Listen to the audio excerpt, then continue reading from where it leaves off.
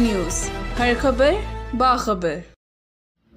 جی ناظرین، خبروں کے سلسلے کو آگے بڑھاتے ہوئے خبر شامل کرتے ہیں سلطان باہو سے۔ شیخ امتیاز رحمانی کی بتائی ہوئی تفصیلات کے مطابق وفاقی حکومت نے صاحبزادہ محمد شہزاد سلطان کو additional inspector general of police جنوبی پنجاب کے عہدے پر تعینات کرنے کا نوٹیفیکیشن جاری کر دیا ہے۔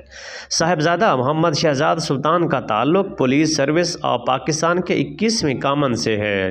صاحبزادہ محمد شہزاد سلطان ان دنوں additional I G operations Punjab کے عہدے پر فرائض سر انجام دے رہے تھے۔ صاحبزادہ محمد شہزاد سلطان اس سے قبل additional I G training Punjab اور additional I G establishment C P O Punjab کے عہدوں پر بھی فائز رہ چکے ہیں۔ صاحبزادہ محمد شہزاد سلطان کا شمار پنجاب پولیس کے ایماندار، انتہائی پروفیشنل اور تجربہ کار بہترین افسران میں ہوتا ہے۔ صاحبزادہ محمد شہزاد سلطان کا تعلق جھنگ سے ہے۔